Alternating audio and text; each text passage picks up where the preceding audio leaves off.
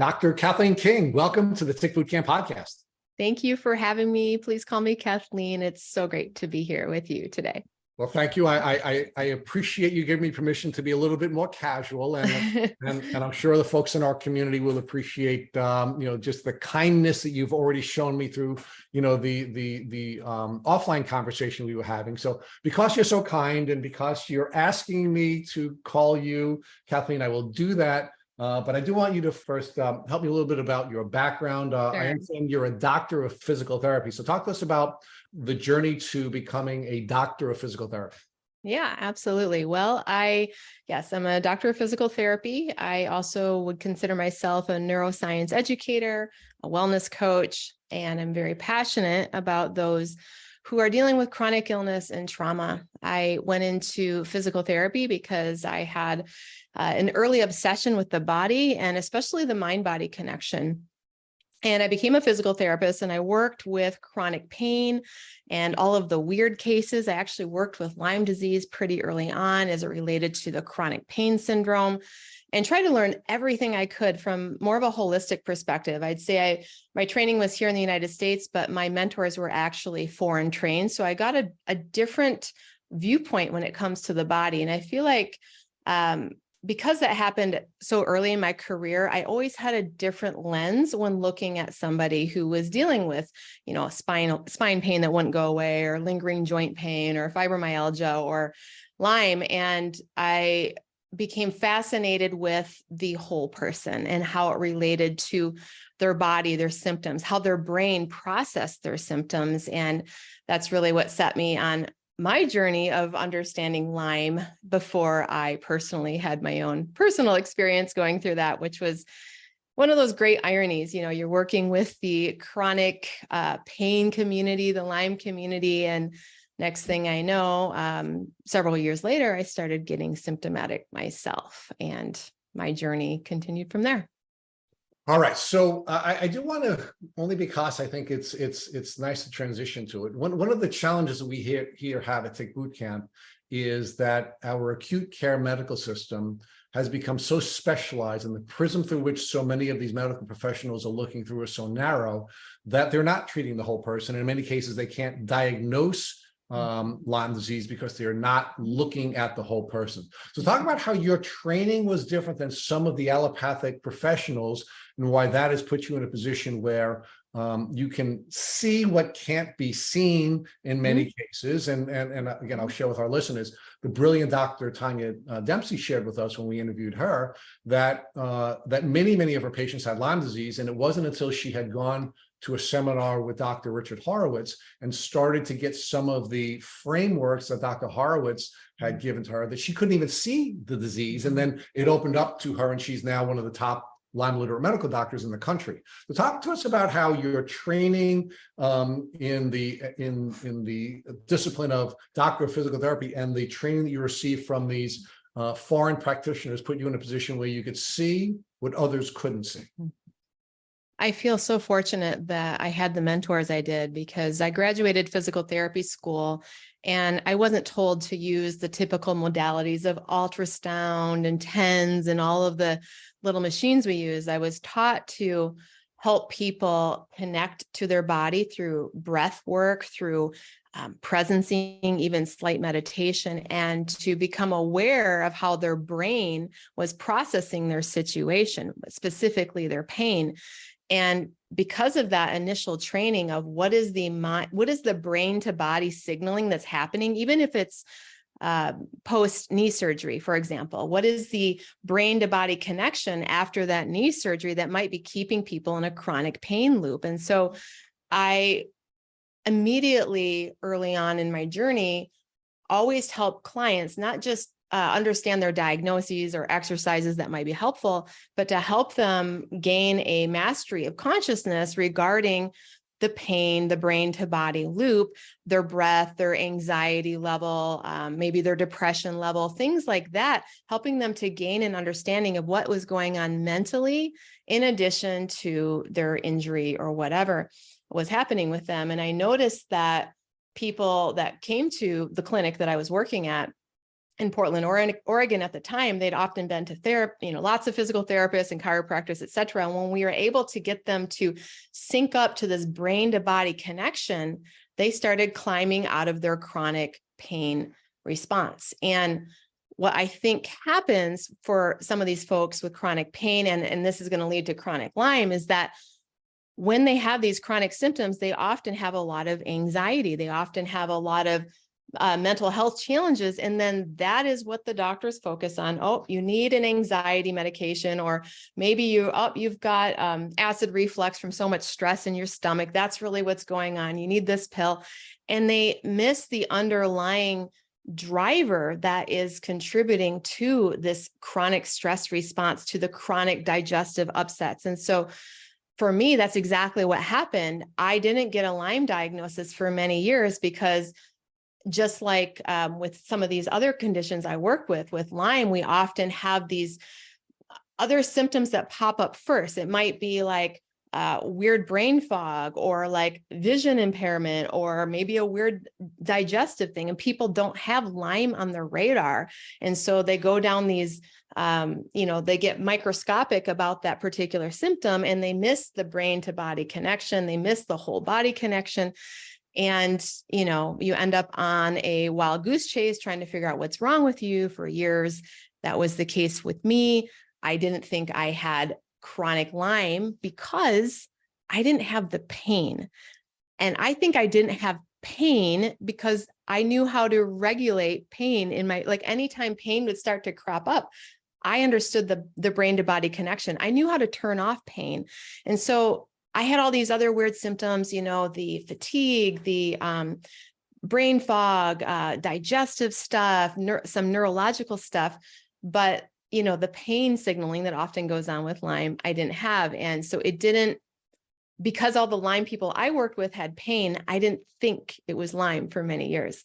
So I kind of missed my own diagnoses for a long time. Okay. I don't know if I answered your question, but. Well, you did. So I want to come back to this. I just want to sort of tease this for the community, because I think we have to build out the context of who Cathleen is and where she came from, and how, neurological impairment and limbic system impairment was a really important part of your journey. But for folks to understand, the brain as hardware and psychology as software, I think we have to go all the way back to the beginning of your story, because one of the things I find most fascinating about you is that you understood very early on that your background played an important role in you being vulnerable to what ultimately became your chronic illness. So why don't we walk all the way back to your childhood, and I want to talk about your childhood and the challenge you had in your childhood and the impact that had on your brain development.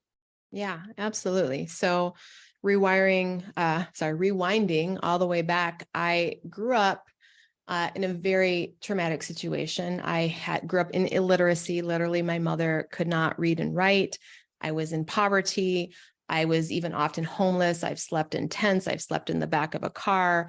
A lot of drug and alcohol abuse around me. No father.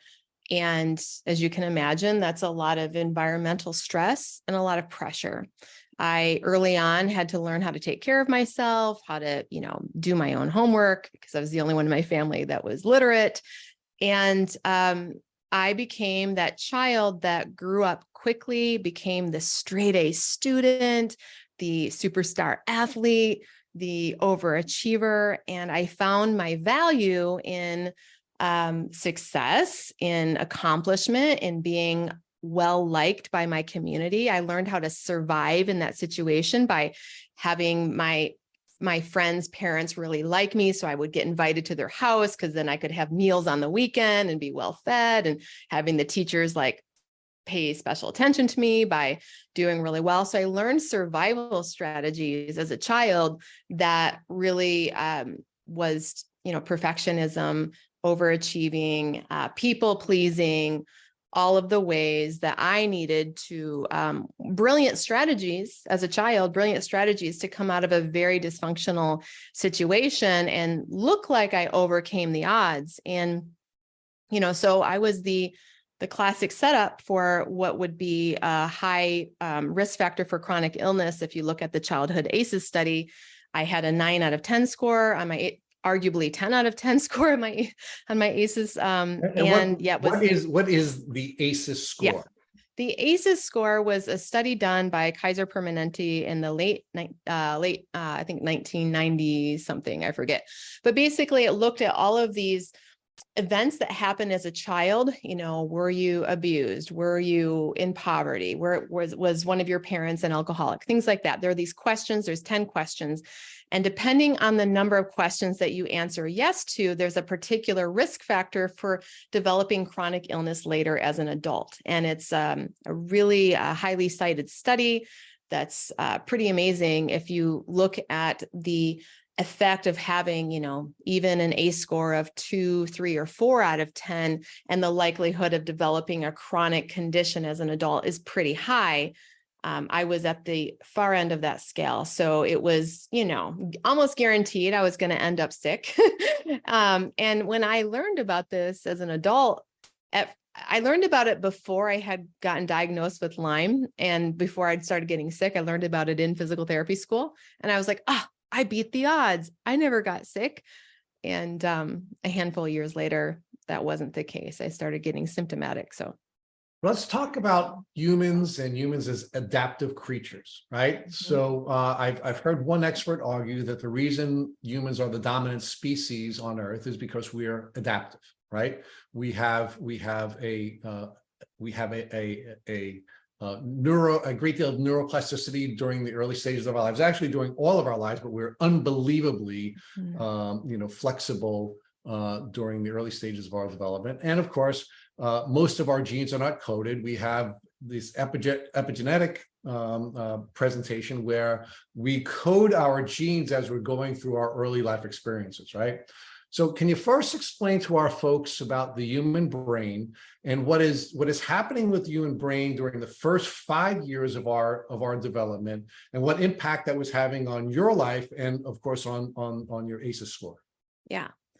So we're constantly taking an input from our environment. And if that input is overwhelming to our nervous system, meaning maybe there's a lot of yelling or fighting, or maybe there's hunger or other things that cause fear, our developing brain and body often cannot process that input. And we'll end up going into a type of survival mode where maybe we numb out, we shut down, or we develop a strategy of, if I really please mom or dad or so-and-so, they're nice to me and they don't yell. So the brain early on is looking for survival and is looking to get its needs met, and it will do whatever it needs to do to have that happen.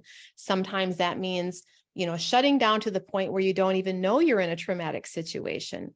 Sometimes it means abandoning your own needs, your own desires, your own desire to play in order to do the things that the adults around you need you to do to keep them happy.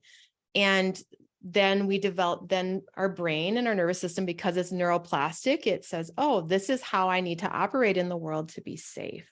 And that setup can work for a while, but if you're not processing stress, if you're not moving that energy through and out your body in a safe container by having a parent hold you while you cry or while you express your anger, that energy gets stuck in our body and in our nervous system. We end up getting wired into a chronic stress response. And this relates to what we'll talk about later, which is the limbic system of the brain, which is our emotional center of our brain, starts to become habituated to expect stress and to look for threat.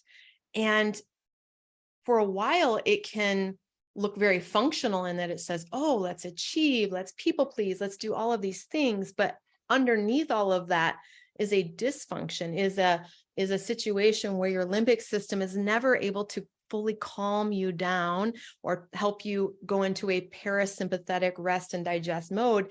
You're in a sympathetic, high functioning, high achieving mode often when you grow up in this situation, and your nervous system gets habituated to it.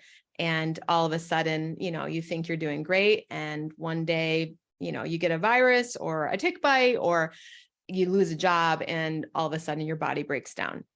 Okay, and we're going to get there. So in this precognitive phase of our development, years 0 through 5, 0 through 7, depending on which expert you're talking to, what's happening is your brain is making all kinds of connections, right? You're developing all kinds of connections, and it's all neurosynaptic connections, and you're not even aware of them. Your brain is recording, and your brain, which of course is primarily survival software, is making all kinds of these neurosynaptic connections, which are going to be triggers for you. They're going to be triggering you into rest and digest, or they're going to be triggering you into fight or flight. And when you're being raised in a traumatic environment the way you were, your neurosynaptic connections were all being triggered around this trauma, and as a result of that, your fight or flight triggers were very sensitive, right? You were being triggered. In fact, you may have been living only in the sympathetic state. So can you first share with our listeners what the difference is between the parasympathetic and the sympathetic presentation of your nervous system, and talk about how this hardwiring experience that you are not even aware of that's happening during this precognitive phase of your life is now setting you up for essentially living in the sympathetic state? Yeah. So a sympathetic nervous system response means that you are in the go response, or the fight or the flee response. And, we're not often fleeing from tigers or fighting off predators, but we might be trying really hard at school, or working really hard, or, never able to sit down and rest. Maybe we can't even really play because we need to go and do. It's basically the go button, the gas button of your nervous system. And we can get stuck with that gas button, or the gas pedal, pressed down. It doesn't always look dysfunctional. It doesn't always look like anxiety and anger and fear that is sympathetic. It can look like achievement. And that is one of the biggest setups I see with chronic Lyme, are the achievers. It can also look like somebody, okay, what's that? Overachievers. Yeah. Overachievers. Yeah. It can also look like a highly empathic person. That's one of my setups. So somebody who's like, oh, I'm an empath, I can sense everything. Yes, and your nervous system has probably become primed to look for everything, to look for what they're feeling, so that you know how to react when that parent walks in the room or whatever, so that you know who's safe and not safe. That is another setup. The empath is often in a sympathetic dominant state versus parasympathetic dominant. Parasympathetic is our rest and digest system. It's the system that allows us to sleep easily, but it also allows us to feel safe to play, safe to be in connection. So if you're somebody who avoids connection in relationship or avoids playing, you might not have as much parasympathetic activity as would be optimal. So, it's not just about sleeping and resting, it's about safe connection.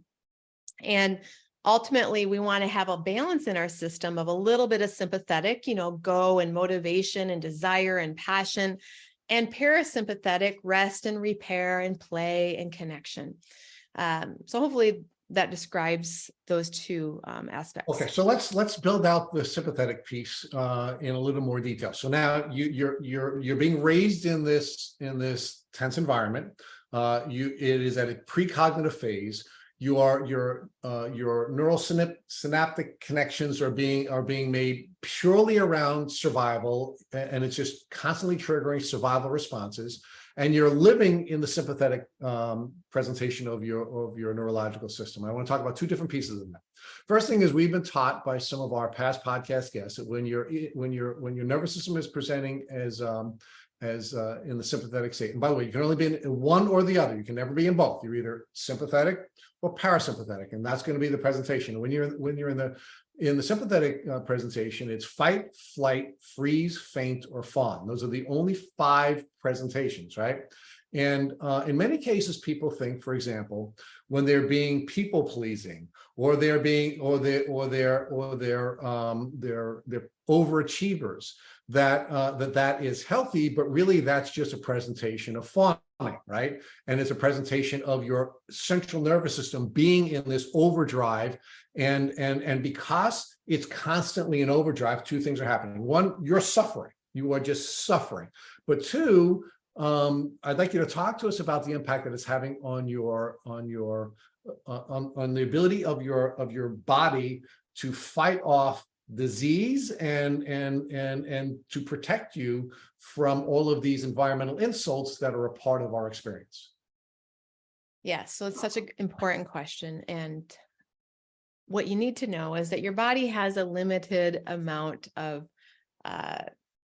capacity in it, meaning that if you are in the process of running from a predator, your body is not going to be interested in digesting your food at that same time or fighting off some internal virus in your system or pathogen in your system while it's running away from a predator. So even though the activity of being a high overachiever or a people pleaser isn't the same as running from a predator, physiologically, it's very similar. You're in a sympathetic dominant state, which is where you're trying to get energy into your limbs to go.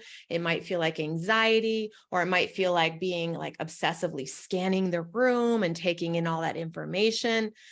Your body is not in the state of, oh, I need to digest my food right now, or I need to clean up this excessive pathogen growth that's happening right now, or I need to rest and repair my organs. So the body has to make a choice. And when we keep it consciously or unconsciously in the sympathetic state, it can't keep up with all of these other needs, which is organ repair and digestion and immune modulation and things like that. And that's when we can get into problem, when we are unconsciously in this hyperdrive state, never actually repairing.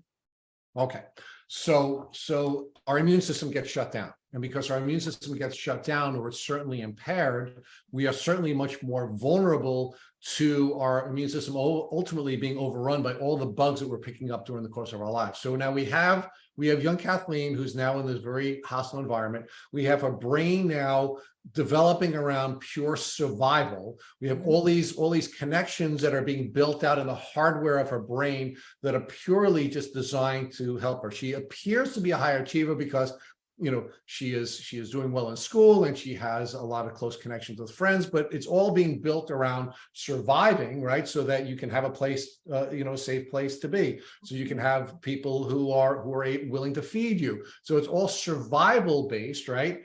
But you're now growing up, right? And now you're in a position where more and more of what you're perceiving is being perceived around a threat, and these connections that are being built in your brain that are ongoing as you're now in the cognitive phase of your brain development. Now we're saying between 5 and 13, right? This is now being reinforced. Like the challenges that were being built in your brain are being reinforced, and the problems that you're dealing with. The problems that you're dealing with, of course, are continuing to be an issue for you, right? And you're now living in the sympathetic state. You're now constantly living in fight, flight, freeze, faint, or fawn, largely fawning and overperformance and people pleasing. And now we have you starting to grow. You're starting to now have life experiences. And talk to us about how now your health is beginning to show you some challenges as you're growing up. Yeah. An important part of all of this is to understanding at the core of all of this nervous system development are relationship attachment wounds. So we're talking about early on, you get stuck in sympathetic, you're stuck in protection, but the core is that there's an attachment that's not happening that needs to happen, or it's confusing or whatever. So for me, when my symptoms started was when I was probably early 20s in college. One of my primary caregivers passed away, and I had my first panic attack. And then there became this chronic anxiety loop. And that was just because I didn't know how to process this loss of attachment. I didn't know how to process attachment at all growing up. And so that was my first symptom. Shortly after that, I got into my first serious relationship, and then I traveled to South America. And I got my first immune insult, which was a parasite. And I was having relationship difficulties, a lot of stress. I attracted a nice avoidant attachment style, and I was an anxious attachment style. So I'm in this stress state. I contract a parasite, and I am in, this vigilant place. I'm in a foreign country. I'm, hyper aware. I'm already like that anyway. And that was my perfect setup to have my immune system not have the capacity to find and locate the pathogen that I was exposed to and appropriately respond. I couldn't respond. And so that pathogenic load grew. 6 weeks later, I was hospitalized in South America with massive parasite infection, flown back to the States. And that was really the beginning of the downturn for me. Started with a parasite digestive issue and relationship wounding rearing its ugly head. I tried to keep working. I just, started my career. And so I was working a lot with a nice gut infection, but I'm young enough so I can handle it, and freaking out about my relationship constantly. So over a period of a handful of years, there became fatigue. I also had tick bites along in this time. I'm from Northern Michigan. I travel home. Which tick bite was the one? I have no idea. Also was living in mold in Northwest Portland. So I had the parasite, the relationship, the tick bite, the mold, tested positive for chronic, viral stuff. And I slowly just couldn't keep up the function that I had built up in my previous years. And over time, I stopped working. And Kathleen, at the same time, you have a neurological system that was built around keeping you safe in a hostile environment. And you had all of these other things that you were picking up during the course of your life, whether they be social challenges because of relationships, and the bugs that we all pick up during the course of our lives. You, of course, going to a foreign country and probably picking up a bug you might not have come in contact with had you been stateside. But you're picking up other bugs. You're getting tick bites, and it's generally not the one bite. But during the course of your life, you kept up picking up more and more bugs, and we don't know what was being spit into you by each one of the tick bites and what combination was coming in. But ultimately, what was happening is your immune system got overwhelmed, in part because of all the bugs you were harboring, in part because of environmental insults such as mold, in part because of social stresses. And you just didn't have, from your ACEs score, you now know, you didn't have a central nervous presentation that would allow your immune system to function at a high level. And that whole thing came together and you crashed. Yep. I had the perfect setup, and, you could have predicted that pretty easily, that eventually that was going to happen. I didn't know how to rest. I didn't know how to chill out. I didn't know how to have a harmonious relationship. I didn't know how to really play unless it was like really intense. I was also an intense athlete, and I didn't know how to give my nervous system that downtime it needed to process parasites, to process emotional wounding in relationships, to detoxify from the mold. I didn't have the personality for it. I didn't have the lifestyle. I didn't have the training or the awareness. And yeah. So I want to talk about one more piece before Matt takes you through your diagnosis, and that is sleep, right? One of the things that happens when we are living in this sympathetic presentation of our nervous system is that we can't sleep. And sleep is really important because what's happening, of course, from the hardware standpoint, were these neural synaptic connections that unfortunately were all hardwired into your brain in the survival mode.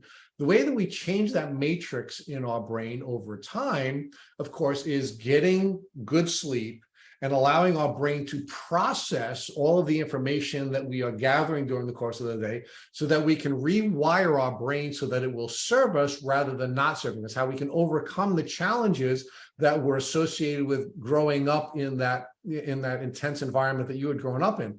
But because you were always presented you were living your life in fight or flight, because you were constantly in everything you were doing in overdrive, you now were having struggles with making the changes that could ordinarily come across as rewiring your brain. So can you talk to us about how this loop that you were in, were just making your connections more and more, or I should say less and less healthy from a structural standpoint? Yeah.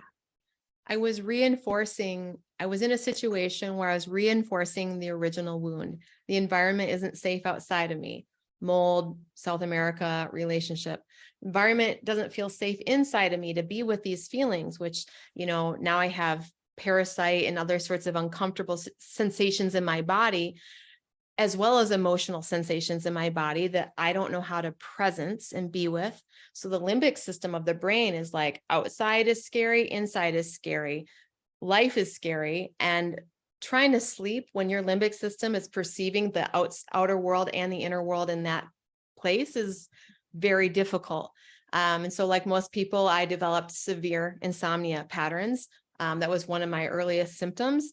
And, the body couldn't repair itself. And I didn't know at the time how to hack my limbic system to get it out of this threat mode. I was so, I was like, I had real threats. I had mold. I had this, I had relationship.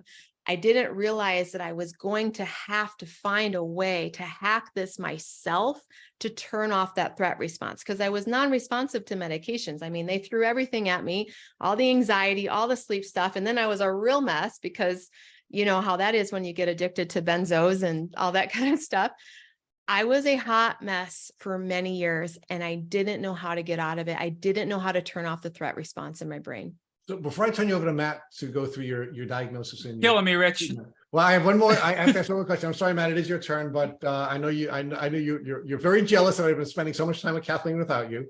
But can you define the limbic system for us and how the system works? I know that's something we are going to build out in a little more detail later on. But you've mentioned it a couple of times, and just for our listeners who are not familiar with the system, can you just give them an outline of the structural process?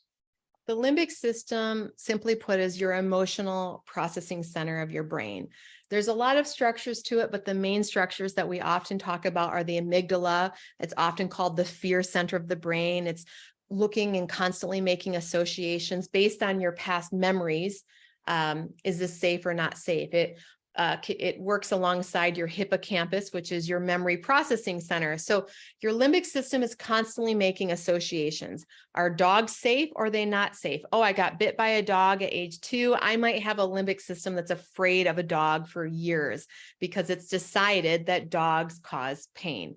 Other people might have grown up with a dog and had a great experience, and their limbic system never tags a dog as a threat. So the limbic system, when it comes to dogs for the next person, says that's safe. And so the limbic system is a very subjective system. It's going to be different from person to person.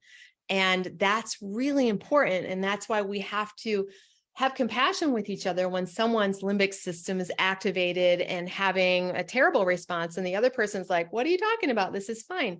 It's one big association center of the brain that's very subjective based on our past. Right. So the amygdala is our smoke alarm, right? It is what triggers us to now go through this fight or flight pattern, right? The smoke alarm goes off, and then we have the HPA axis, where you talk about the hippocampus and what role that plays. And then we have the pituitary gland, which is now going to be injecting all the chemicals. And then we're going to have, our adrenals who are going to be shooting adrenaline based on our cortisol receptors, right? And we get into this place where our cortisol receptors ultimately become very much like somebody who has diabetes, where you are now, your receptors are retarded, and as a result of that, you have all of this adrenaline floating through your system, and you're in this hyper vigilant experience where you're just either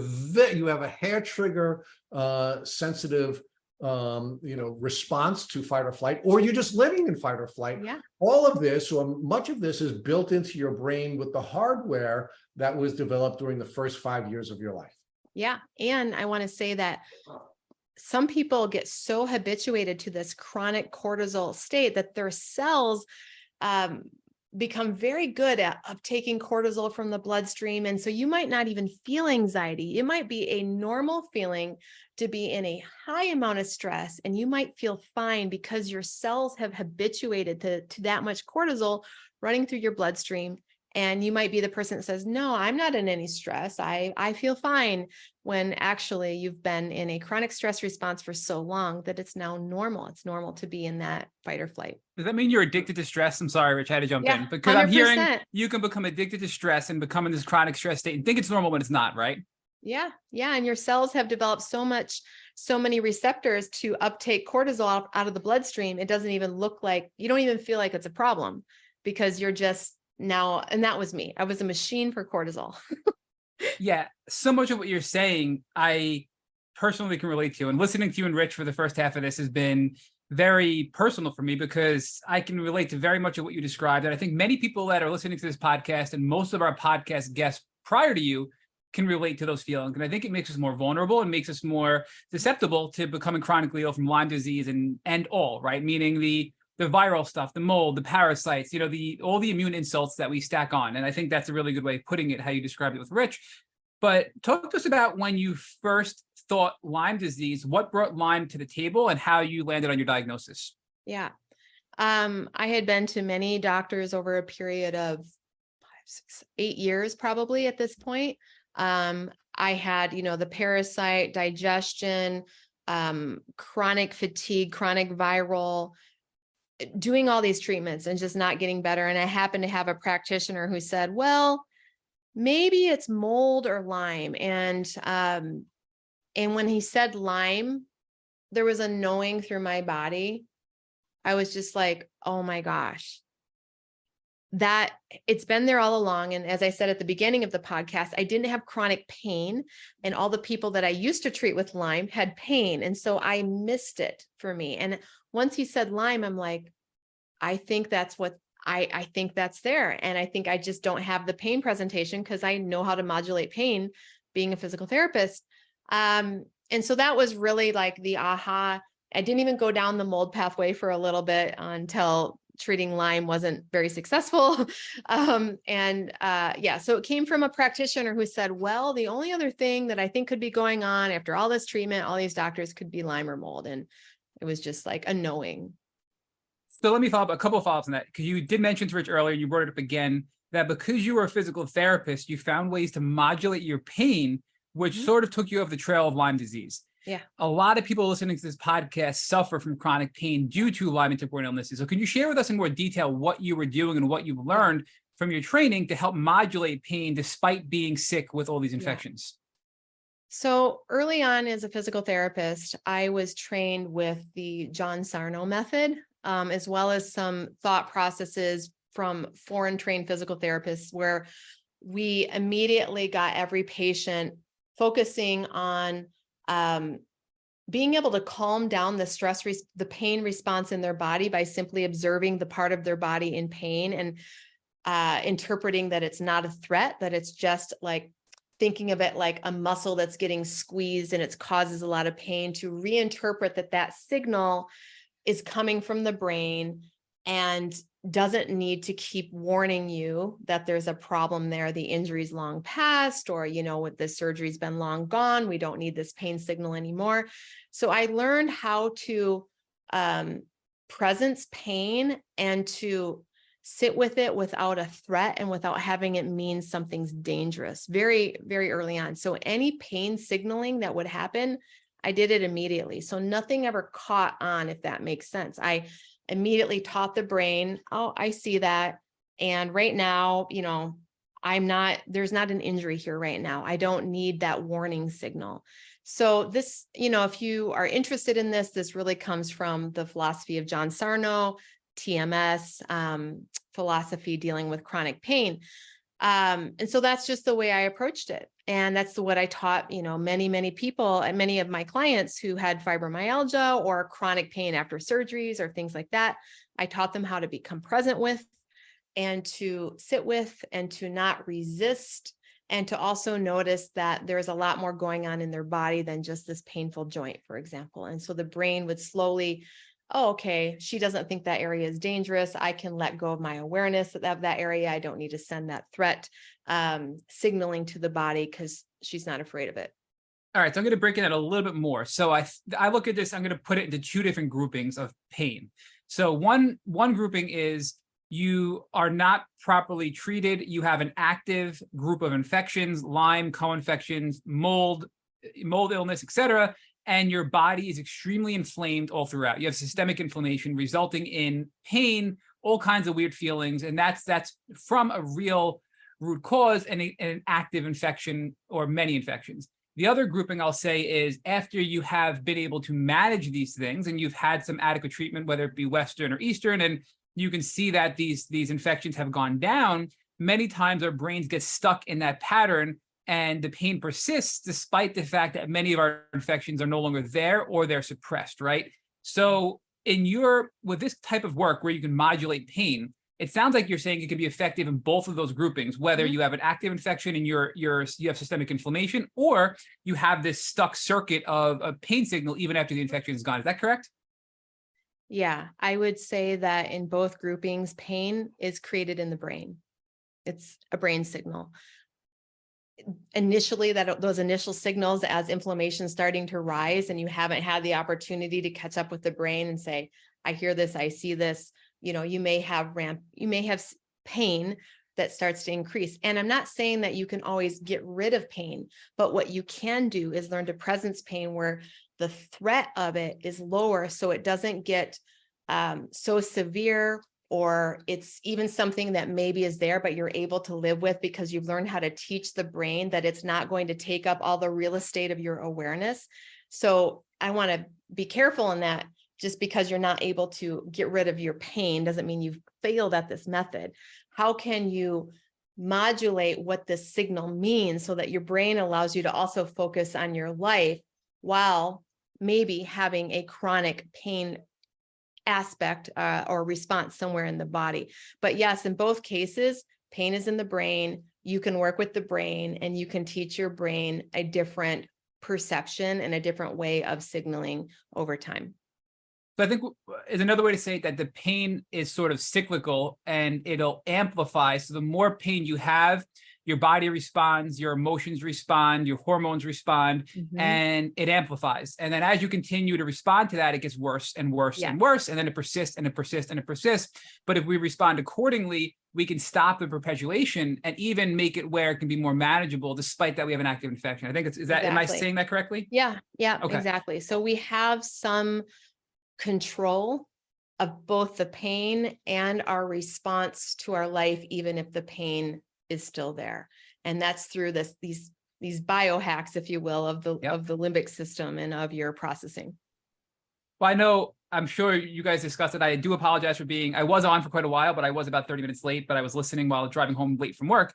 But I just want to put out there again, we're going to get to this, that you do have Primal Trust. There's a ton of programs you have that can help people with this. So we'll get to that later on. But if you're listening, stay tuned, stick with it, because Kathleen has this Primal Trust program that can help many people. It has helped many of our close friends and our guests, including our last guest that we had on the podcast, who actually refers to you all the time and is a huge advocate of yours, Dr. Ashley Beckman. So she sung your praises as well. So I have to put that out there. But on this topic of pain, I just wanted, because this is a really common theme we see, right? So the good news is that even if you have an active infection and you're struggling, you can't get that Bartonella down or whatever it may be, that's something we hear a lot. We can help with these techniques. We can help with these modulating of pain techniques, with these brain rewiring techniques, with the hacking ourselves techniques. But you were able to curb it early on because you were a physical therapist and you had these techniques. If I'm somebody listening to this podcast and I'm in that cycle, I'm a year into chronic pain, can these tools still help them even though they're a year in and you caught it so early on because you were lucky enough to have this background, Kathleen? Absolutely. The good news is that the brain is very neuroplastic and you're a conscious, creative being that has agency over your focus point. And the more that you retrain your focus point in specific ways, and you're going to learn the ways of, what do I focus on if I've got chronic pain? There's a ton of material out there. The brain is plastic, and you can change how the brain is perceiving and sending signaling to the body with repetitive practice of various focusing exercises. All right. So one more question before we get on to your Lyme journey, your diagnosis, your treatment, and then the mold and all that stuff is, many people listening to this podcast can relate to the fight or flight feeling. And the more we become in tune with this, the more we can sense it kicking in and we can sense ourselves building up. What is a very simple technique you can recommend to our listeners that if they feel themselves getting kicked into fight or flight, or there's a trigger, whether it be an external, an emotional trigger or a physical trigger or a pain trigger or whatever it may be. We all have different triggers. What's a very simple technique we can all do to help modulate our nervous system and bring ourselves back into that rest and digest state that we can all implement in our daily lives?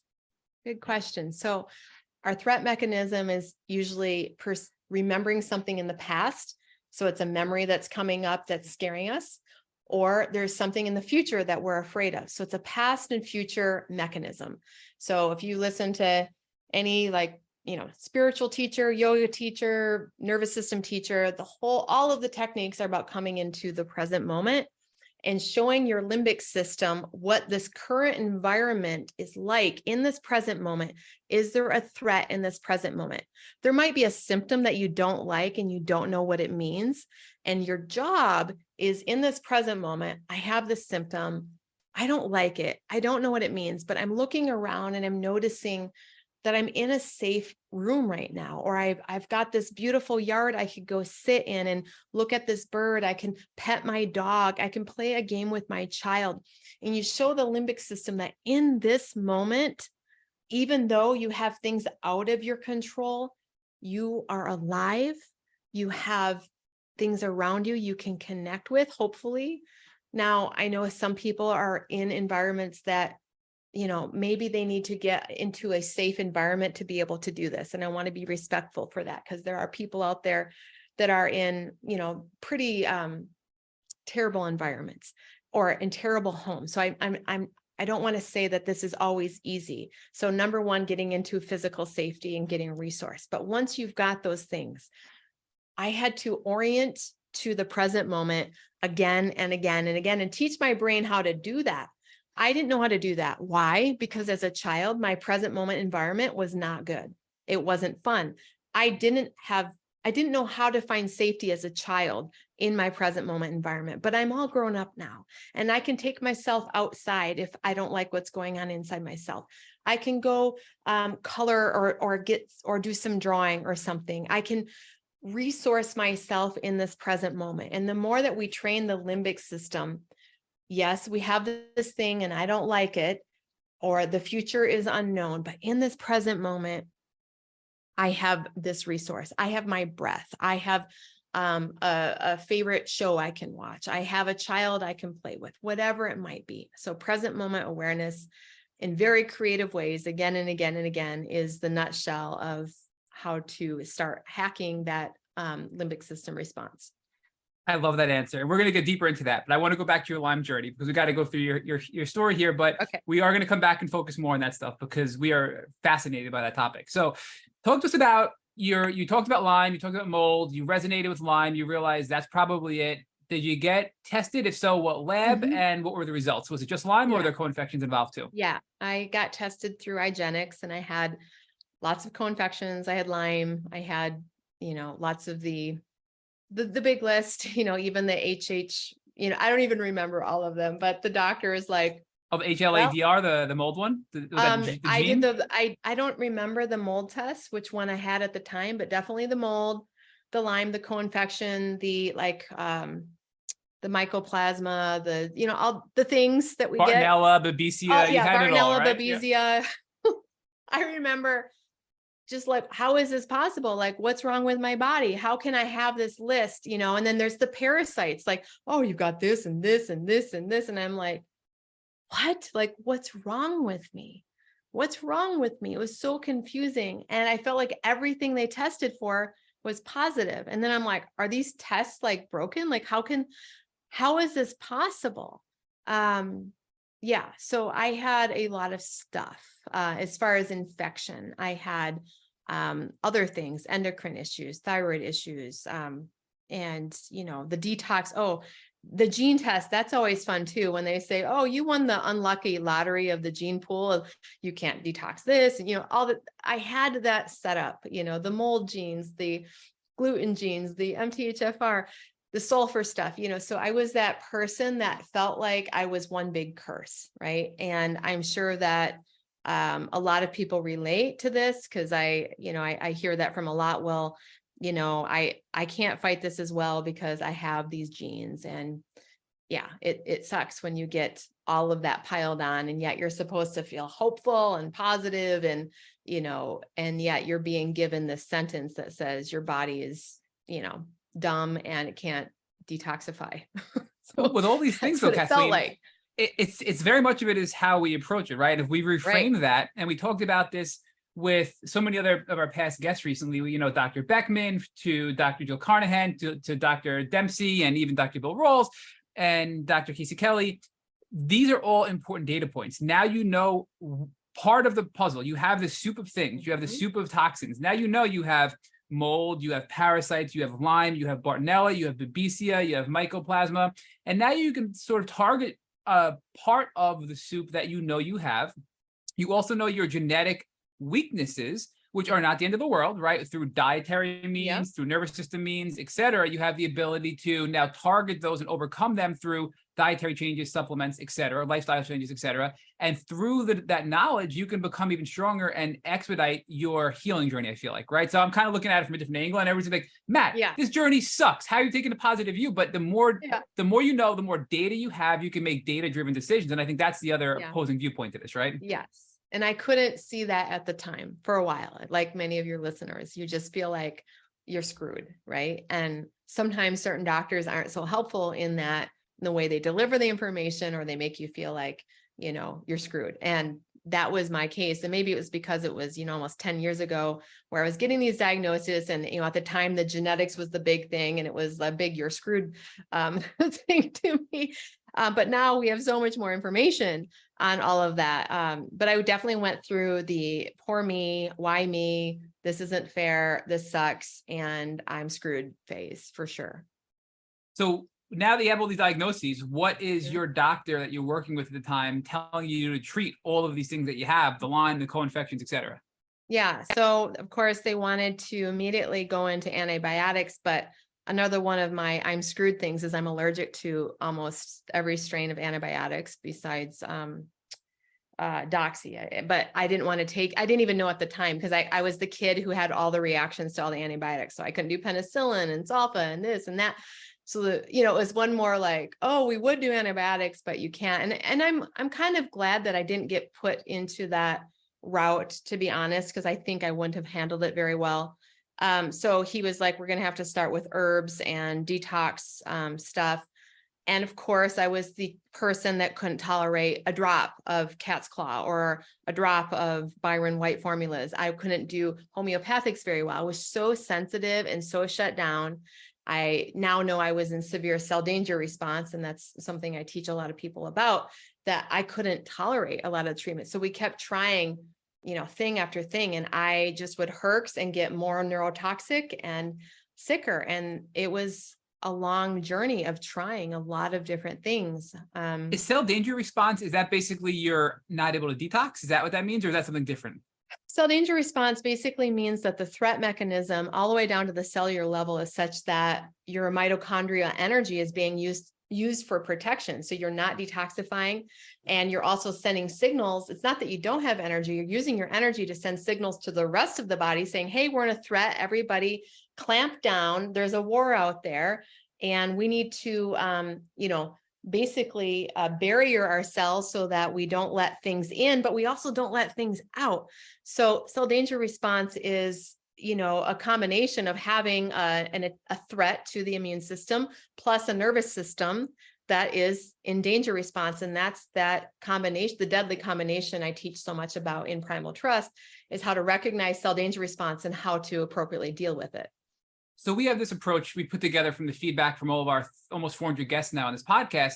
We call it, the PARM approach to treating Lyme disease, where you have your prehab, which is things you do before you treat. You have your assist, which is aiding your immune system and removing pathogens like Lyme and co-infections, mold, et cetera. Then we have the R for rehab, rebuilding your body. And then the M is maintenance, to kind of maintain a healthy lifestyle so you don't have a relapse or get really sick again. And what you just described, I think, is an important additional step in the prehab phase. You went right into the assist phase, which is the kill, the herbs, and you had a really bad reaction. You couldn't even take a drop, you said.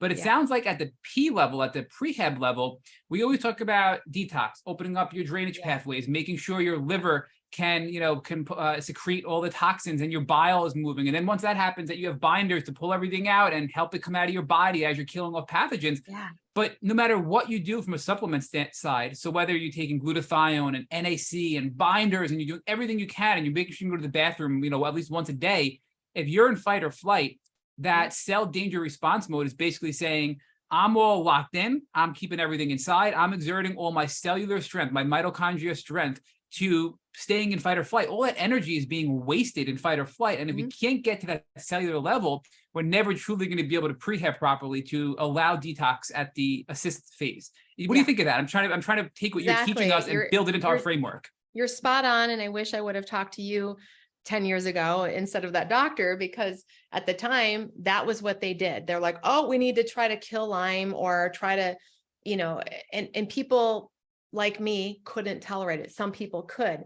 And there was no knowledge of cell danger response. Like that paper wasn't out. People weren't talking about it. There wasn't the understanding of, let's open up the detox pathways and put the Lyme killing on hold for a little while, because the brain was like, oh, here's what the lab test says. Let's go after it. There wasn't this greater perspective. And they sure as heck didn't talk about limbic system retraining to me. I went that entire 10 years, nobody mentioned the limbic system to me. And, to me, that's just so unfortunate. So what you've just said is so key. And what I try to educate in my community as well. Number one, we need to turn down that cell danger response. And that happens, we do a lot of mindset, nervous system, limbic system retraining, very careful opening up of the detox pathways so that you don't detox too quickly and, freak your cells out even more. So there's a very careful stage that has to happen here to prepare the body, as you've said, to be able to release these pathogens. And I would also argue that relationship attachment is huge in this stage. And I'm even learning more, literally, that's the new learning right now. Where does relationship attachment repair fit into that pre-stage that you talk about? So we've got nervous system, relationship understanding, and the detox pathways. To me, that combination is gold if you can dial that in. So in the prehab, we have nervous system regulation, we have relationship understanding, and then, of course, the traditional detox that we hear a lot about on this podcast. But you're saying that the nervous system and the relationship piece are really important and shouldn't be missed in the prehab, right? Yeah, absolutely. Because here's what I see. People will do the open up the drainage pathways, but they're in a shit relationship. Sorry, they're in a bad relationship. It's all good. They haven't changed any of their lifestyle habits of go, go, go. Or now it might be obsessed about Lyme disease and research that all day. That's their new go, go, go. And they're in constant fight or flight. They've done this opening, but to get your immune system to assist you in that killing response and assist you in the detoxification response, you need to be in parasympathetic for a successful outcome. Otherwise, you try detoxing and you end up poisoning yourself because you're still bound up. You release toxins, but you're not letting them go. Or you take killing agents to kill Lyme, but you can't appropriately let go because you're in sympathetic fight or flight and you poison yourself with neurotoxins. That was what happened with me. And it's really interesting to think why some people have a harsher reaction to antibiotics or herbal antibiotics. It may be a combination of some people are more in fight or flight. Some people have a, add insult to injury with that, where they have these genetic deficiencies and they can't detox. And I think the more crap you have in that pile, the harder it's going to be for you to get into the kill phase or the assist phase to assist in the killing of the pathogens, right? So the one thing we hear a lot, and I want to hear your counter to this statement, is I was and or am so sick, I need to start killing this stuff. I can't think, I can't focus, I don't have the attention or the mental capacity to be able to do a brain retraining program like Primal Trust. And we hear this more often like DNRS. DNRS is way too, deep. I don't have the brain power to do it. But obviously it's really important to do that in the prehab phase. Otherwise, you're not going to be able to properly receive the killing or the assist phase of our treatment formula, right? So how would you respond to that when people say, I'm just simply not well enough to do it? Yeah, that person needs resourcing as far as either a community or a person to do this along with them. And they also need to probably focus more on the vagus nerve and even understanding of their nervous system before getting into brain retraining. In Primal Trust, I don't teach brain retraining until about halfway through the program for this reason, because people certainly don't have the resourcing to even be able to get into that positive state. So having somebody brain retrain that you're listening to can be positive for somebody in that state. Just listening to the person, learning how to do basic breath work, very simple breath work that my children can do. So even in a highly impaired cognitive state, there is certain breathwork practices. I also teach functional neurology exercises, meaning we're doing eye exercises to help target the brain. And you can do that in a pretty dysfunctional state as well. So there are things that I give people that just, no matter what cognitive level you can probably do, but I would say it comes back to relationship, having somebody alongside them in that process is going to be important for somebody in that condition, and having appropriate neurological nervous system tools to just help ramp down that fight or flight response is, one of the things they need to start with early on. And that's why in Regulate, in Primal Trust, we start with nervous system understanding, making sure you've got connected, whether it's a study group, a community, somebody. Yeah. No, so I love this conversation. I have to join it. It's just so cool. So one of the things that I want you to talk to us about is in hardware versus software. Your brain, which needs to be retrained, versus your software response. And it almost sounds to me like what you're arguing is you understand that at the prehabilitation phase that brain retraining is not possible, but you do need to develop some techniques that will allow you to calm your brain and keep you in the parasympathetic, or bring you to the parasympathetic state. So you're doing that little by little, and as you grow and maybe get to what Matt was saying in our framework, the rehab phase, that's when you're in a better place. You've already gone through the kill, and now what you have to do is you have to now rewire the hardware, and you in your program would be later in the process, because it's not rewiring in the beginning, it's developing techniques that will allow you to calm yourself and stay present and allow your immune system to function. But then you have to go through a rewiring phase, but that's later on. Yeah.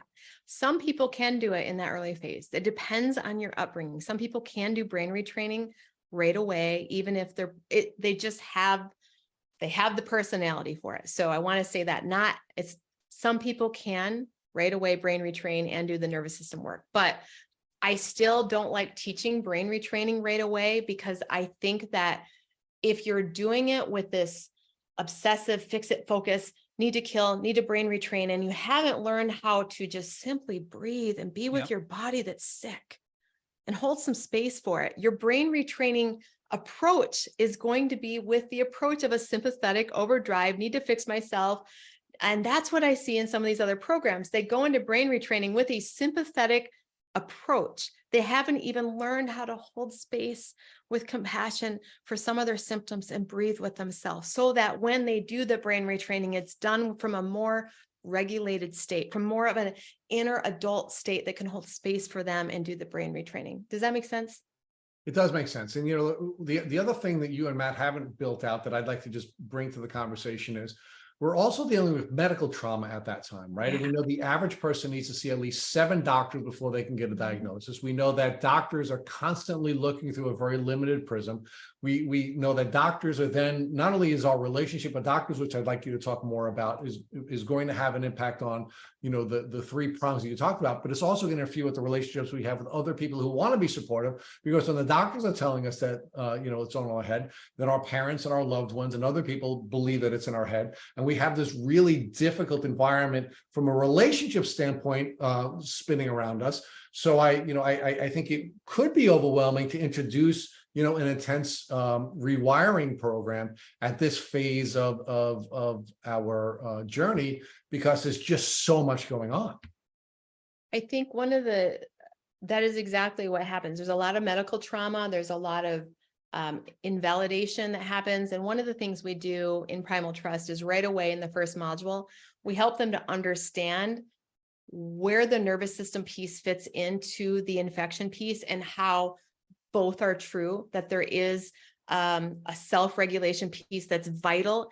And it's true that you might have infection, you might have these injuries, and why bringing that nervous system piece in as early as possible is to your benefit, because getting people to get on board with this mindset work, this nervous system work, without them feeling like, oh, they were right, it was all in my head. Getting them to combine that self-regulation early on is the best thing they can do. Every protocol you do is going to be better if you are in a parasympathetic state, and no pill is going to fully put you there. Kathleen, one of the things we were talking about offline is sort of the dual dangers of invalidation or medical trauma, because on the one side of the coin, we have people who are invalidating us from the medical community, from, again, the acute care system that we have. So we get invalidated, and that triggers us into fight or flight. But the other thing it does is it makes us resistant to working with people like you and programs like yours, or working with anybody on neural retraining or with the psychological elements, because you think you're validating the people who said it's all in your head, right? So we have this dual danger that comes together, and we get into a position where, although we need to be working with mental health professionals and in a mental health program, even though we need to be doing that very early in our journey, while we're working with the other medical professionals we're working with, we become resistant to doing it because we think we're validating the invalidation. Yes, that is the number one issue of everyone that comes into my program with Lyme disease is, I don't want to invalidate myself. I've been invalidated enough already. And I want to speak to that because it took me almost 10 years to start doing nervous system retraining. Why? Because I didn't want to invalidate my experience as well. So I'm the first one to say I was incredibly resistant to using the tools that I would give people for chronic pain to me who had Lyme disease. I was angry. I had a therapist at one point that said, I think a lot of your Lyme symptoms would get better if you would do nervous system work. And I was like, a big hell no, you're invalidating me. So I just want to say I am that person. And so what I'm about to say to you, being that person, I'd like to save you the 10 years that it took me to decide to do this for myself. Yes, you've been invalidated, probably even as a child. That was my case. I was in an abusive relationship that nobody could see. I looked perfect in that I had, I was getting good grades. I was seemed fine, and like, oh, she's fine. Her home must be fine. And nobody knew. So I had that rage inside of me from the beginning that nobody sees that I'm suffering. Can't you see I'm suffering? Nobody could see it. I couldn't prove it. It was invisible wounding.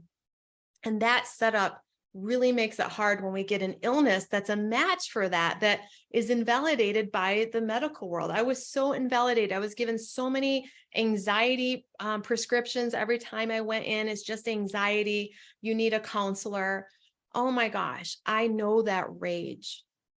At the end of the day, there's only one person who can help your parasympathetic nervous system come online. It's not your doctor. It's not a pill. It's you. You have to show up for you. You have to show up for that little girl, little boy inside of you where no one could show up and self-soothe. I realized at some point I had to take the responsibility to do whatever I could to connect with my limbic system, to connect with my nervous system. And even though I had those doctors saying, see, it's all anxiety, there is a piece that was anxiety. You know what? And maybe it's like, you're right. There's a component here where my immune system isn't operating as properly as it could because I have a chronic stress response that's not my fault, that I was wired that way. But there are tools where I can start to learn how to turn that nervous system around. And I now see that it's just as important, if not more important, than any pill I put in my body, because I'm the only one that can truly turn on this switch of parasympathetic rest and digest.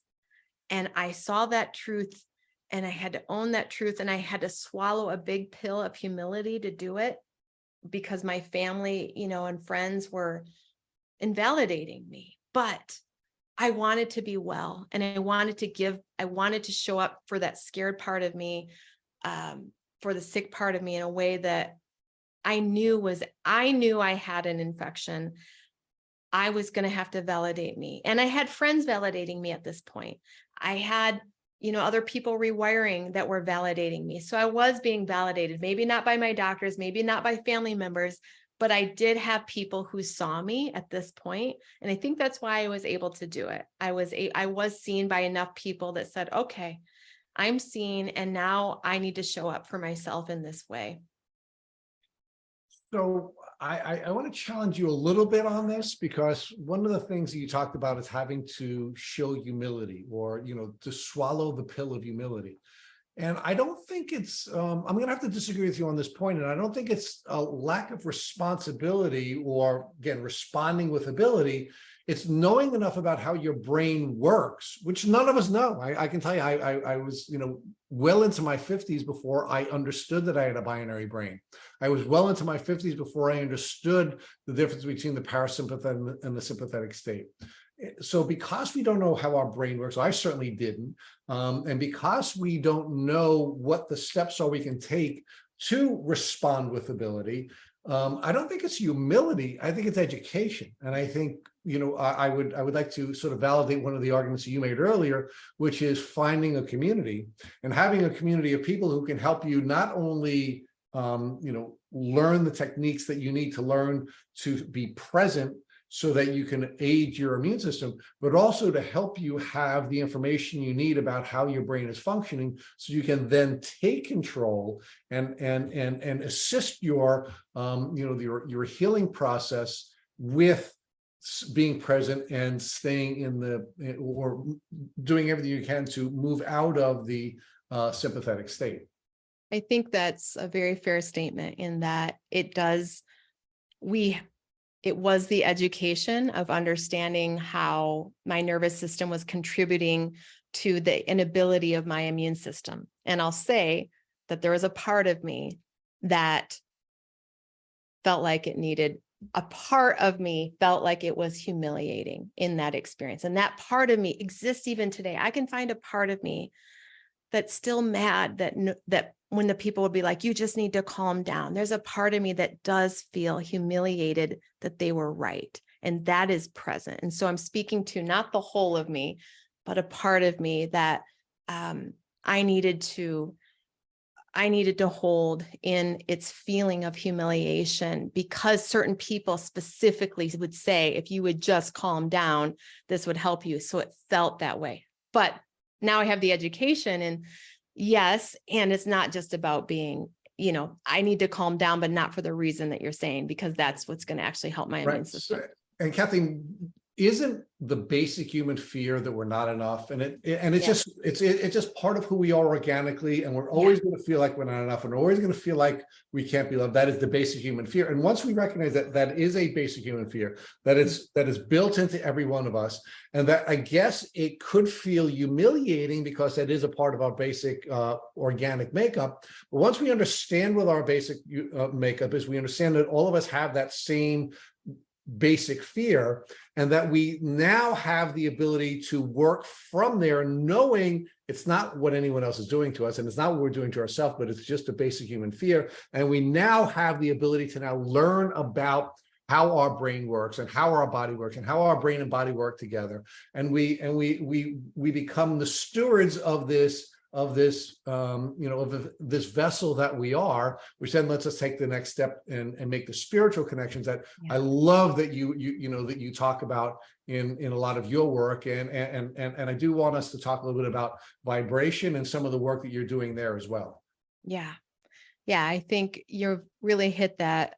The whole piece here is that we now have the education, and there's no shame in this process of working with our brain and nervous system as part of our treatment protocol, and the part that we actually have the most empowerment and capacity to do, because it does exactly what you just mentioned. It's changing our vibration. It's changing the patterns of, it's not just about the nervous system. We can take this full quantum, and it's changing our epigenetic switches. It's changing our electromagnetic field around us. It changes our families, our relationship. It's so, and that's what's so cool, is what started as, okay, I need to activate my vagus nerve and calm down my limbic system, becomes a pathway of regulating my entire family unit. Like, how cool is that? I'm changing patterns in my ancestry here because of these tools of connecting my brain to my heart. And it becomes so much more fulfilling because it's beyond fighting Lyme disease.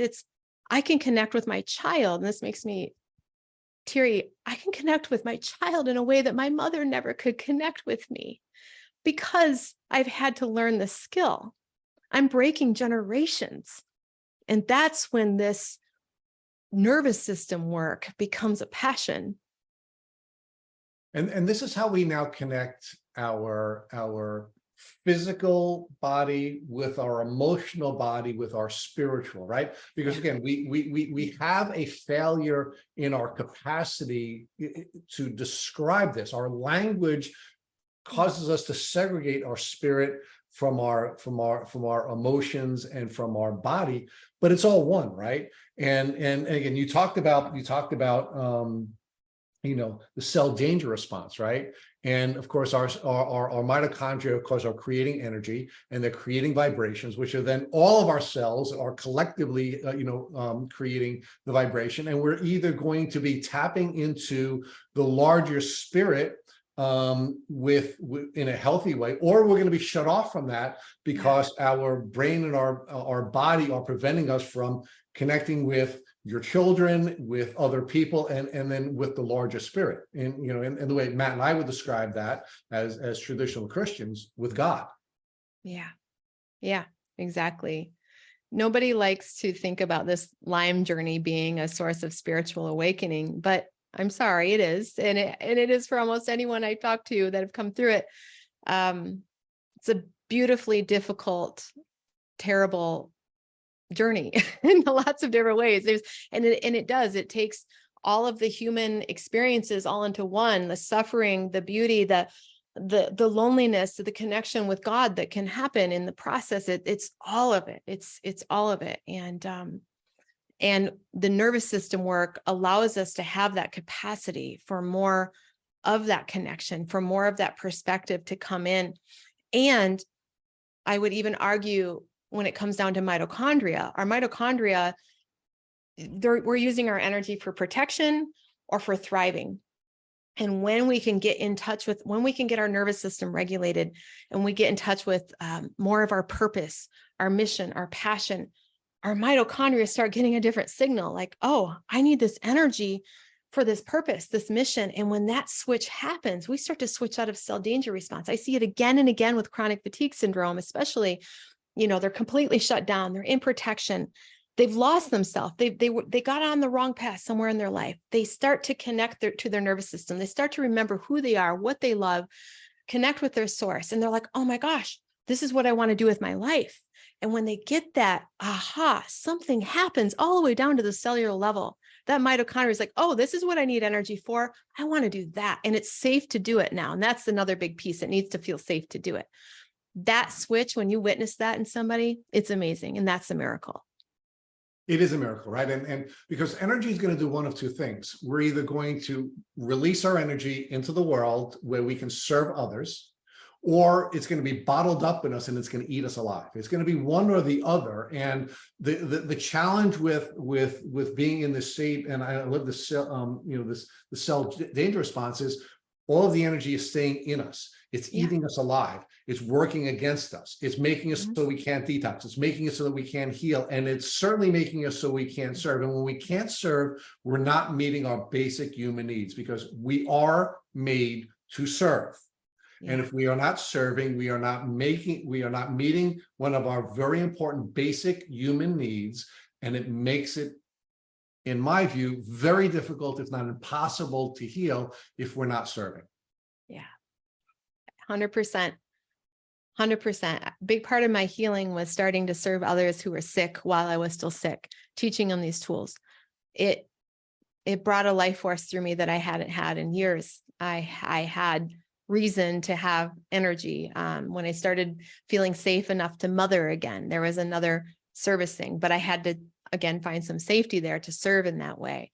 This is a huge topic, and one that I'm so passionate about. I think that when we can get more science to connect the dots between cell danger response and that chronic fatigue shutdown, and tapping into our purpose, our serving, our passions, our living, our values, and watching what can happen at a cellular level when there's enough safety in our environment to make that switch, I think that's going to be an amazing breakthrough in science. I want to tie two things together. I know Matt is almost jumping out of his chair because he has so much to ask you, but I do want to make one more connection because I just love this conversation we're having, right? We were talking about serving, right? And the importance of serving in order to be able to heal, right? But we have to be careful about who we're serving while we're on our healing journey, right? Yeah. And who we're serving with. Because when we are serving, in my view, what we should be doing is looking to the people who are not as far along as we are and trying to help people to get to where we are. But we have to be really careful that we're not trying to serve past where we are, because we may be giving people bad advice and we may not be giving people the help that they need. In fact, we may be hurting them, right? So can you talk to us about the importance of serving and the importance of helping others, but making sure that we're doing that in a way that's not only healthy for us, but it's healthy for the other people that we're serving? So this is so important because, as we talked about in the beginning, one of the setups for chronic illness is when we people please and when we neglect our own needs. So this is a careful balance of getting enough connection in our own nervous system to feel our needs, to make sure that we are meeting our basic needs above serving and extending our energy to somebody else. And when you, and so I just want to make that point because we're talking about service, but this doesn't mean going against your own capacity, not meeting your needs. And I find that for those who had this protection mechanism, it can be very difficult to get in touch with our needs and not end up in that helper role in an out of balance way. And in Primal Trust, one of the things we teach is how to presence ourselves so that we can get a part of our brain called our insula more online. Our insula is our connection to our gut instinct, to our needs, and to develop that brain to body communication of here's my needs, here's the energy I have, so that when, let's say, we're talking on the phone trying to help somebody, we sense, you know what, I have about 2 more minutes because I'm feeling tired of talking right now and I'm going to need to go rest. If we don't have that connection that our insula is picking up, we have exhausted ourselves with this conversation, we could go past that and, kind of put ourselves into a fatigue state. So service, yes, but with healthy self-awareness, which comes through nervous system regulation, presencing, breath work, and getting that brain to body communication back online. Also with relationship repair, where we are better off and safer not pleasing that person if it means that it's to our detriment. Getting that conscious awareness of, oh, I'm going into please to my detriment. That's a pattern I've been in since I've been 2, and I'm recognizing it. And I'm going to tell this person, you know what, I'm kind of going into pleaser mode, helper mode right now, and I'm going against myself. So I'm going to need to get off the phone call. Yeah, I think so much of what you're describing here, Kathleen, is what we see as the missing parts of some other programs that we've evaluated. And you're bringing together the science, you're bringing together cells and mitochondria and energy and nervous system and brain pathways and hormones, and you're coupling that with your program, but also identifying it's all of the different pieces that have to come together to bring us into a healing state. And I think that the cell danger response term is really powerful because that takes the science from the core ground level and builds up into why your program is so powerful and why nervous system regulation and why brain rewiring is really going to be pivotal for allowing your body to be open to healing when you start to get on longer on in your journey, right? So I have to tell you, I am just, you can probably tell we absolutely love you, Kathleen, right? So there's no doubt about that. We think you're like amazing. So we're going to come back to this, but I don't want to lose sight of your journey. So before I start rambling and geeking out with you even more, you tried to treat Lyme. You were super sensitive. You then realized you couldn't detox. You had to address all of these other core things like your vagus nerve and do all that, and then get into brain rewiring. It sounds like you pivoted to mold after you had really not a lot of success treating Lyme because you were so sensitive to the treatment. So is that what happened? You then pivoted to mold after the Lyme treatment wasn't really working for you? Yeah. Yeah. I basically pivoted to binders and nervous system work. And that's really where I left it. I never went back treating Lyme. Do I still have Lyme in me? I haven't tested, probably. My function though, is when this is what I say to people, they're like, oh, are you completely cured? I'm like, I have no idea, but what I know is that my function is there. And so I really focused on function, and I focused on the things that seemed to really impact that, which was detoxing and nervous system work. And, let that be my focus point, mostly because I had so many years trying to kill this thing. Can I take supplements now? Yes, because, I had COVID a handful of months ago, and I can take herbs. I can take mouthfuls of tinctures now. So I'm obviously able to tolerate things. And that's cool, because now I know, okay, if I start going into a dip, I could take things. I have that capacity now. And I never believed that before. So I don't know. I just skipped a whole bunch of the story, but yeah, binders and nervous system work got me to a capacity where I can tolerate things. So before we geek out even more, is there anything else that you did besides the Primal Trust techniques, all the stuff you talked to us about, the vagus nerves, the brain rewiring, et cetera? Were there any supplements or any other tools you used that were valuable that you want to share with the listeners before we kind of go back and geek out a little bit more? So for me, at this point, I was basically bankrupt, poor. I had no money. I was able to I could afford binders. So I did binders. I did brain retraining, and I did, I think, 8 sessions of ozone before I ran out of money at the time. So that stopped. So honestly, it was primarily like nervous system work all day, every day, not all day, every day, but I did a lot of it because I wasn't working at the time, and binders and detox stuff. I had my multivitamin, I had my adrenal. I did take like the HPA adapt type stuff for a while there when I was working on coming out of anxiety. But mostly it was binders, sauna. I had a whole body vibration plate.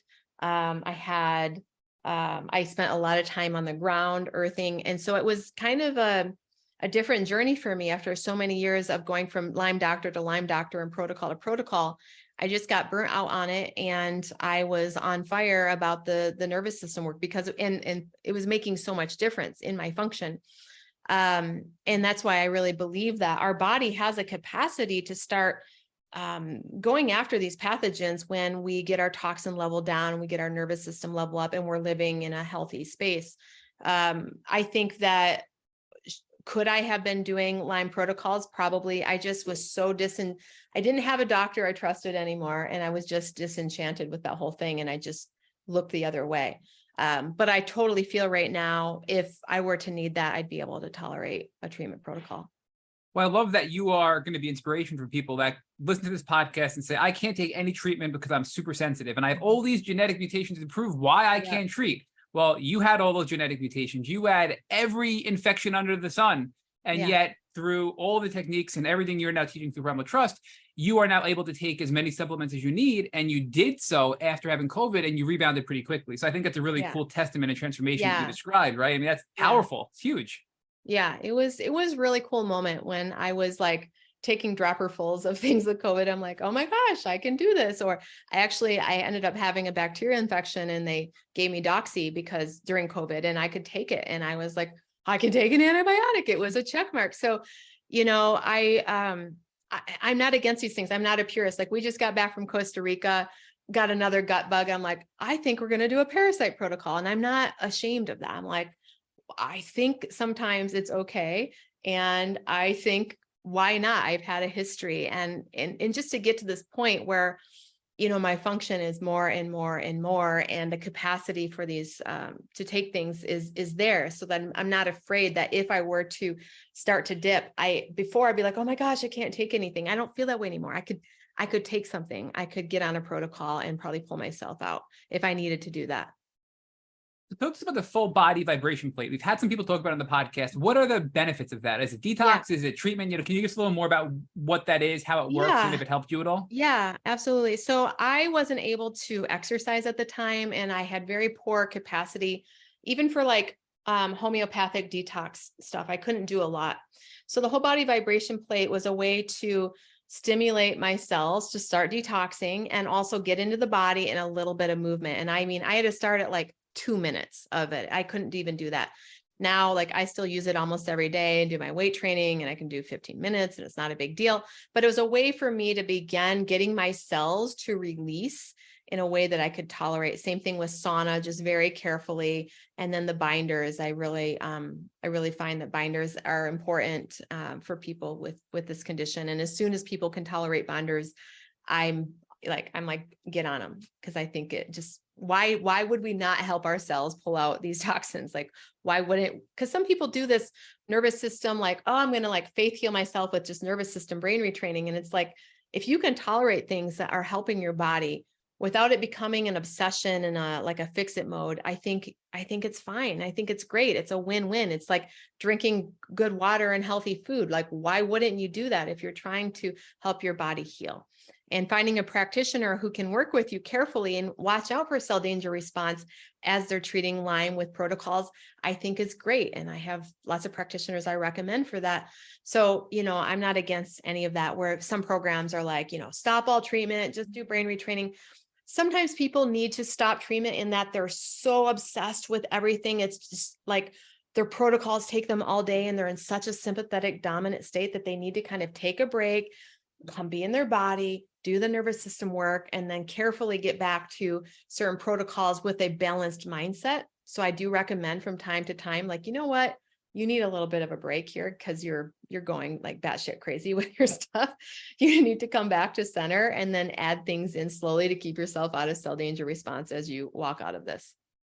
Yeah, and your approach is very balanced, as you noted, right? Other brain retraining programs are very much stop everything else, do this and only do this, and this becomes your life, which can be risky as well because you can become obsessed with brain retraining, right? I mean, that's another 100%. risk. So totally, we get a lot of those that have been brain retraining for years, and I'm like, yeah, probably not a good idea.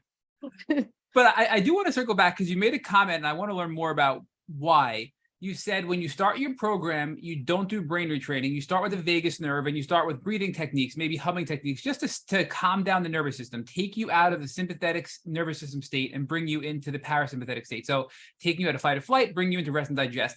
Then once you've gotten to that area, then you introduce brain retraining.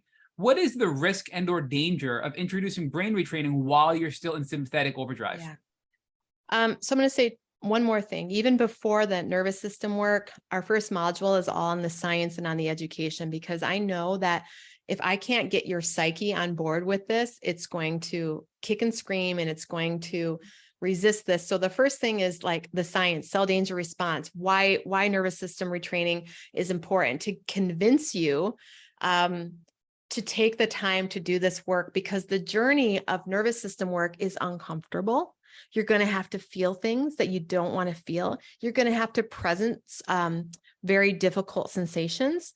And so step one is getting your psyche on board, your rational mind on board for the journey. Now, I don't do brain retraining right away because sometimes I think brain retraining can be a type of escapism where you go into visualization land. You're ignoring your body, you're ignoring your relationship difficulties, and you're getting into what can be toxic positivity without developing that brain to body connection that was supposed to develop as an infant. So I'm taking you through the process as a child. We need some type of regulating force to be able to even breathe, in a regulated way. So I'm thinking, what do people need? They need to become aware of what their nervous system is, what state their nervous system is, like just becoming aware that I'm in a sympathetic response, that education needs to be there. Oh, I need to slow down my breathing. I need to take a rest. This relationship is actually causing me to be really triggered, or when, oh my gosh, I feel so much anxiety as I'm people pleasing right now. So getting them aware of that, so that with that awareness, their brain retraining is way more targeted and it's way more embodied. And it's honestly more real, because sometimes it's not about positivity with brain retraining. It's about, I want to just find compassion for this situation. So I'm going to visualize having compassion for my partner that I'm really upset with right now. I'm going to have compassion for myself. And that might be your brain retraining, because you're more aligned with what's going on inside of you. Or maybe your brain retraining setting a boundary and it's got anger in it. oh my God forbid you brain retrain an anger moment, but sometimes it's appropriate if you're a people pleaser. So having the nervous system understanding and awareness, to me, is a crucial piece that I think comes first, so that brain retraining isn't done in a dysfunctional, toxic positivity way that's self-gaslighting. Well, nobody ever talks about brain retraining being done in a potential negative way that could be a toxic way. So I think it's really cool that you're sharing that, because everybody thinks it's all just, wonderful, but it has to be done right. And I think that's why it has to be done under the care of somebody who can guide people to do it the right way. And that's exactly what you are with Primal Trust. So it's really, really cool to learn from you. I know we're getting really tight on time here, but I do want to ask another question, because one of the things for me, when looking back, I was clearly stuck in fight or flight for many, many, many years. One thing that allowed me to start doing things and experimenting, I mean, I was completely frozen. I took the HPA balance by Dr. Rolls, which is a whole bunch of adaptogens. And that allowed me, I think it calmed my nervous system down enough to be open to treatments. And that propelled me in a great way that I never knew what it was going to do for me, just to bring me into a state where I can be open to trying new things. So what kind of adaptogens, herbs, supplements, et cetera, are helpful in partnership with your program and all these other techniques you described to help maybe, I guess I'll say expedite or advance the progress of bringing your nervous system in check and bring you into out of fight or flight into rest and digest, so you can make more logical, rational decisions while also going through your program. I think these types of things may complement each other very well. Yeah. First of all, I'll say before I talk about supplements that I'm not a medical doctor, and this would just be my personal opinion, because as you know, with Lyme, you got to be careful about what you say. So I'm just going to tell you my personal experience. I found some adaptogens too stimulating. For example, ashwagandha for me initially was too stimulating. So I found, I like Rawls formula. Actually, it doesn't have the one that I used. I think he calls it Adapto something or another. Oh, the adaptogen recovery. Yeah. So Bill Rawls formula, I think, is great. At one point, I literally just started with rhodiola because that's all I could tolerate.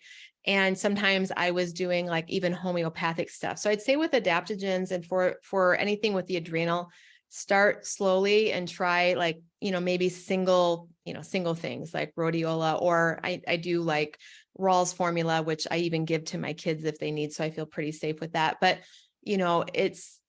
you also want to be careful about giving yourself too many things, because I made that mistake as well. I think part of my issue is I was taking too many things and my liver just wasn't processing it all. And it was like, it's like the limbic system was like, this is too much. So if you're really sensitive, I would just start with one type of adaptogen at a time, like rhodiola or Eleuthero. Those are two that I played with before, formulas that have multiple things in them. But also to know that, again, as powerful as these things are, I really believe getting yourself trained in nervous system, breath work, grounding, being in nature is so powerful for the adrenal system and getting that back online. And, I know for me that it was like, if I could get my brain state into a moment of feeling like, okay, I have safety here, my adrenal system would reset pretty quickly. And as soon as I would get out of safety, it would go, so there's like a switch. It's almost like a switch in the brain that can be flipped, and finding the tools, the techniques, and the support to flip that are important. I'll be honest, like I would say the most powerful medicine I took was literally sitting by a river or sitting by a lake or sitting next to a tree. As much as I could be in nature, for me personally, it was incredibly regulating. And I really feel like it helped my capacity to detoxify, to come back online. So, I always recommend, first and foremost, getting outside is, I would even camp, as much as that might be scary for some people with Lyme, because just being in nature as much as I could helped to reset something in my energy field even. So I would say that's my favorite pill, is sitting by a tree. I love that. So I do want to ask for a follow-up, because I generally think about adaptogens as herbs that, and Dr. Rolls describes adaptogens as herbs that help you come to a state of normalcy. Like, they're working if you feel normal. And when I first heard that, I'm like, I don't understand. What are you saying? And then once I started taking them, like, I kind of get it now. Like, I do get it, right? But what do you mean by they were a little too stimulating? Because to me, they actually kind of calm you down. So it sounds like, Yeah. you know, again, from your own personal experience, right? Because you did these, you said Yeah. that you had to start with one rather than a blend. Can you give us a little more information? What did that feel like for you, that you felt overstimulated and that Yeah. your intuition said, I got to pull back and maybe just do one Yeah. and ease into this, right? For some people, sometimes taking anything, because your limbic system is involved, it can have a counter effect. For me, ashwagandha was one of those counter effects. Not always. I can take it now and it's great, but there was a period where it had a different effect. Same thing, like people taking vitamin C can cause like hyperstimulation. So when the limbic system is involved, it's also interpreting what these herbs are. And if it, for whatever reason, interprets it as threat, you're going to have a spike, even if that herb is a calmer. And that's what's crazy. Like that's when your limbic system, that's another reason to do the nervous system limbic retraining, because you can have like, counterintuitive effects to things. And that's just part of the deal. So that's what I mean by that can happen. And it's different for everybody depending on their function. So I want to really make sure we get to talk about Primal Trust. We've talked about it a lot, but can you tell us, how did you, after, you talked to us about your Lyme, then you dealt with the mold, and then you started dealing with parasites, and then you really, went really deep into the brain retraining and all things vagus nerve, nervous system, etc. When did you realize there's something here? I'm going to start Primal Trust, and walk us through that development of this business. Yeah. And now how you're helping so many people. Again, we've had countless people tell us that your program has significantly improved their lives. So we want to hear what inspired you and how you created Primal Trust. Yeah, thank you for that opportunity to talk about this. Well, it's really just been a natural progression of, I'd say, the call of the universe. I started coaching people one-on-one who are doing brain retraining programs and helping them to implement that in a slightly different way, a slightly less dogmatic way with a little bit more embodiment, because I had a background as a physical therapist with somatic training, functional neurology. And I saw with certain people that they were out of their body doing brain retraining and it wasn't serving them. So I actually had a bit of a reputation early on as the dangerous person who is like anti the normal way. And like, I mean, there are things like people, yeah, I had early on, what I was doing was dangerous because I was doing breath work and somatics and, having you feel your feelings. And that was, Ooh, sounds very dangerous. Oh man, deep breathing. It was very dangerous. And people started getting better. So eventually I started teaching a class called Creating Calm. It was my first class. And it was just like a combination of brain retraining, vagus nerve toning, somatics, and energy medicine, because that's how I worked with myself. And there was enough people, they're like, oh, I want to take brain retraining to this next level. And I had good results. But I also saw that once people started to heal with their nervous system, a lot of their relationship wounding would come up. And I saw that people needed more than just the brain retraining. And so I started taking them on the journey that I was going on to help with relationship attachment repair, developing this inner adult self, finding my true purpose. So my journey became beyond healing from Lyme and co-infections. It was about reclaiming myself. And I started to take my clients on that journey with me, and it had a lot of success. So initially I launched level 2 before level 1. So Primal Trust mentorship, a bunch of people that were brain retraining took it and they loved it. And we formed a community with a different focus than the typical brain retraining focus, a focus on reclaiming your life and on that true self attachment repair journey. But I saw that there needed to be a better brain retraining nervous system program than what I had. And so I created a new level 1 program called Regulate, which is, talking about the cell danger response, the vagus nerve stuff, all that stuff. And that launched fall of 2022.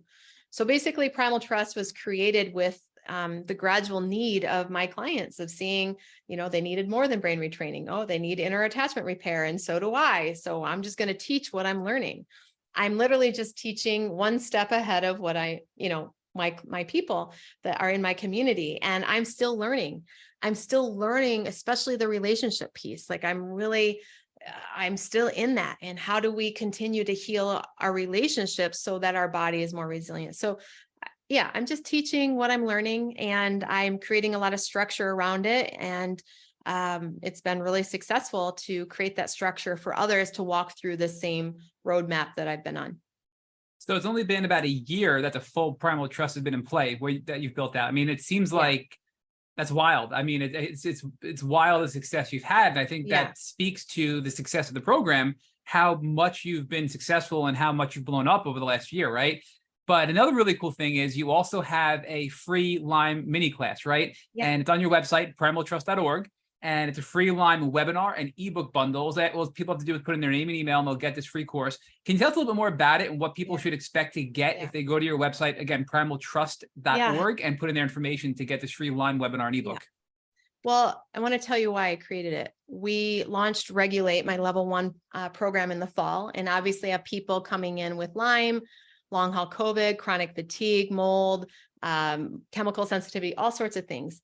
We did a data collection of the outcomes of, after 2 to 4 months of Regulate, what were the outcomes? And the Lyme community blew everyone away with their outcomes. So within 2 to 4 months, 51% in improvement with those with chronic Lyme. Wow. They were higher than mold, than chronic fatigue. And I'm like, oh my God, this is so good. People need to know, like the Lyme people tend to think, oh, that works better for those that just have digestive issues because theirs isn't really an infection. This works for infection, okay? And we have data and it's so exciting. So when I got that data point in April of this year, I'm like, I'm creating a webinar for Lyme that's free so they can understand why this is so important. Because to take that, I didn't have the data except for myself. Most brain retraining programs focus on mold and MCS and chronic fatigue and all that. And we do have great results with that too. Like, don't get me wrong, they're like right behind it, like 40% improvement after 2 to 4 months. 2 to 4 months, it's not even that long, right? So to me, I created this program because the Lyme world needs to know that nervous system work is crucial and it helps their treatment, and they can do it at any stage. And then maybe they need to work through the program slowly. But even getting the awareness that my nervous system can help my immune system fight this infection and detoxify, that alone is gold that I wished I would have believed in early on. So yeah, that's why, in a nutshell, that's why I created it. Well, I have to tell everybody that I literally, in real time, just put my email and phone, email and name in, and I can't wait to get the email and now download all that and watch it. So if people want to get in touch with you, obviously we talked about your website, primaltrust.org. Your Instagram is really powerful as well. It's primaltrust_official is your handle. But what is the best way? Should people hit you up on your website, your social media? What's the best way for people to reach out to you? Yeah, the website has a contact me form. That's going to be the easiest. Just contact me through the website. Of course, you can get in touch through social media as well if you're on Instagram messaging us or the Linktree bio. But yeah, the website would be the easiest way. I've got a lot of free content on YouTube and on Instagram. Like just I have a lot of free stuff for you to understand and be able to, implement a lot of this on your own.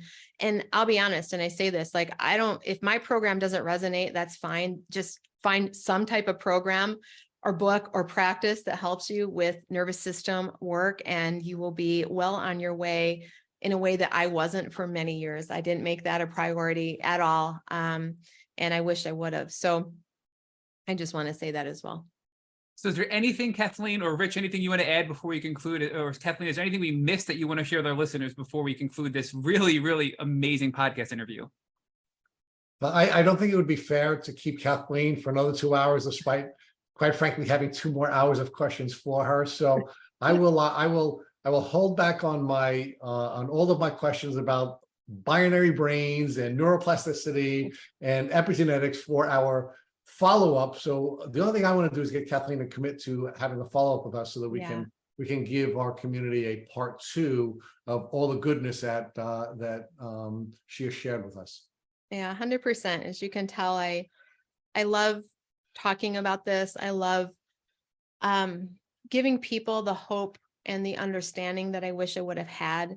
And I just want to say really quick too, I know for me, I felt like I was too broken, too sick, too traumatized, too high of an ACE score, too many co-infections, that my body couldn't do this. My body couldn't self-heal.